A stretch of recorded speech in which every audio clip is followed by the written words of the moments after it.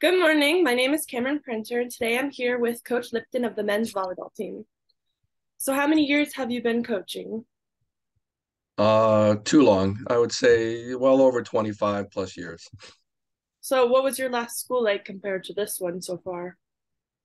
Well, Division III men's volleyball, a little bit different from NAIA in terms of, I think size school about the same.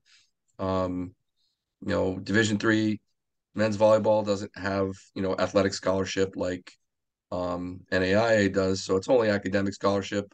Level of play is going to be a little bit higher here because it's more like Division II men's volleyball. So there's going to be some play differences. Um, Other than that, small universities are small universities. So Have you been at that same school for 25 years? no, I've coached at a number of Division III institutions.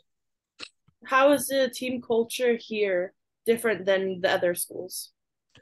Well, uh, the direct difference is that me being head coach, I get to direct that culture. When you're an assistant coach, you are supporting the head coach and the culture they want to have and what expectations are of the players. Here, I get to drive that expectation and allow the players to um, sort of feed into that and sort of build culture at the same time. What are your expectations? Well, that's a lot. The list is long. General expectation here is we're going to be a small team, so we need to get to a size that is comparable to our competitors so that we can be more competitive. Um, we want people to strive to want to be the best. We do want to be the best. Um, our goal is to want to win a Heart of America Conference championship and go to a national championship. How many years will that take? Well, that's up to the players and how our program develops. So, um, expectations are measured by time, not by what I want specifically. You can only do what you can do with what you have. Makes sense. So, what does your typical practice look like to be able to get to those goals?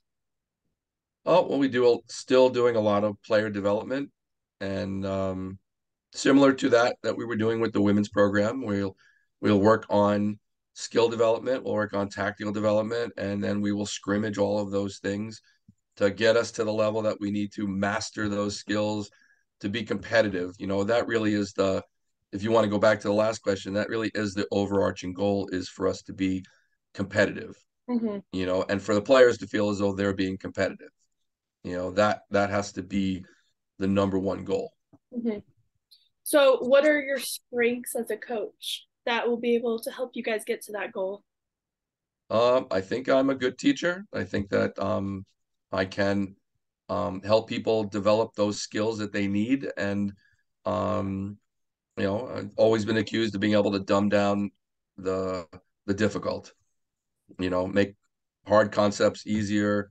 And I think that I'm a pretty supportive person when it comes to feedback. Mm-hmm. I try to make sure that I'm giving people the right actionable feedback that they can work on immediately and supporting their efforts, in a positive way, or at least we're trying to be as positive as possible. Mm-hmm. So, those are your strengths, but what are your weaknesses that you are like aware of? I'm a stubborn mule, and sometimes I'm not going to get off of something until we get it right. Mm-hmm. Um, I told everybody yesterday in practice, I said one of my unfortunate character flaws is that I actually care. And that is a tough one. You have to know um, you can't care too much. As you say, I can't want to win more than the players want to win. All right. It sets up bad expectation. And then, we're not on the same page. Mm-hmm. Players have to want to drive. Again, it goes back to culture. You have to want to drive culture. You have to want to drive and help push them in the direction that they want to go and give them all the tools that they need to be successful. So, Makes you know, sense. How I, would ooh, yep. continue. No, I'm done. Period. So when your team potentially, like if they do start to lose or they are struggling, how would you encourage them?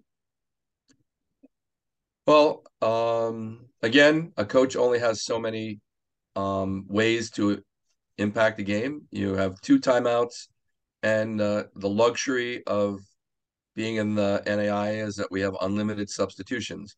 Unfortunately, we don't have unlimited number of players, so you have to do the best that you can to keep everybody focused on, the goals. The bottom line is players understand that they're going to make mistakes. The thing that we have to stay diligent with is our tactical plan.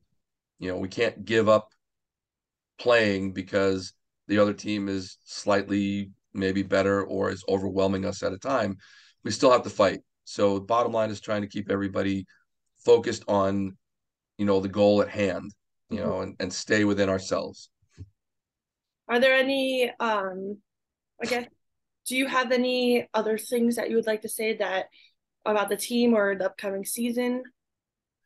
I think that we are defining ourselves every day. And I would like to say that I know what we're going to expect.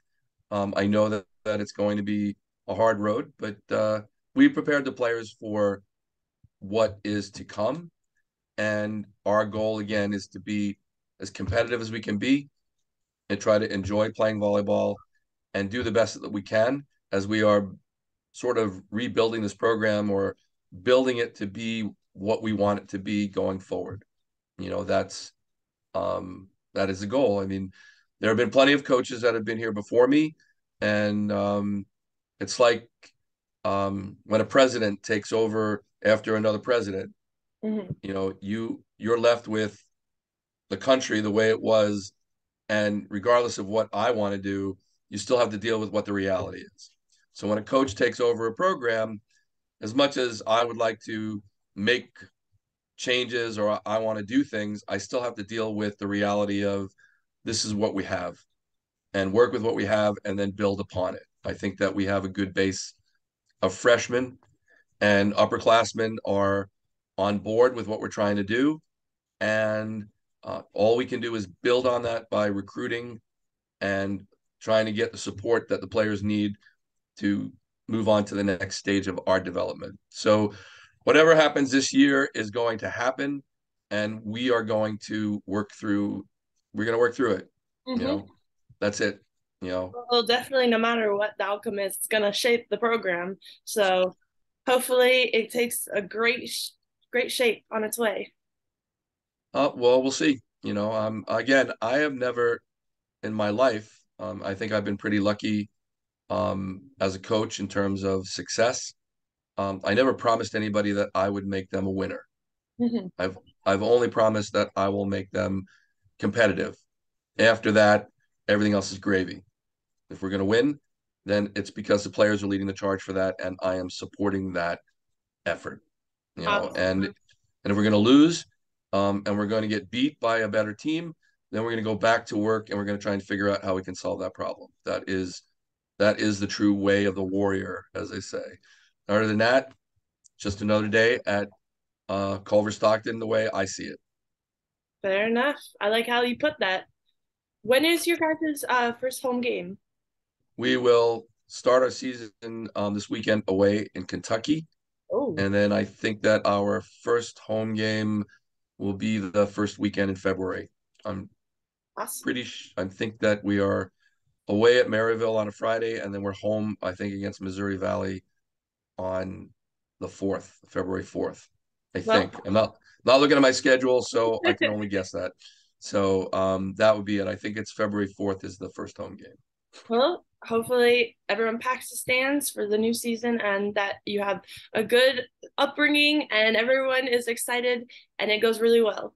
If we get the same kind of support that women's volleyball was getting in the fall, I think that again, a hometown crowd is always um, an important factor in play and is the first level of intimidation for visiting teams. That's very true So because we know that team always feeds off of the crowd. If there's high energy, then they're gonna have high energy.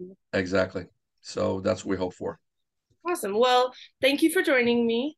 Um, hopefully I'm very excited for the season. I'm excited to watch. Yep. And bring friends. Of course. Well, my name is Cameron Frencher, and this is Coach Lipton, and I hope you have a great day.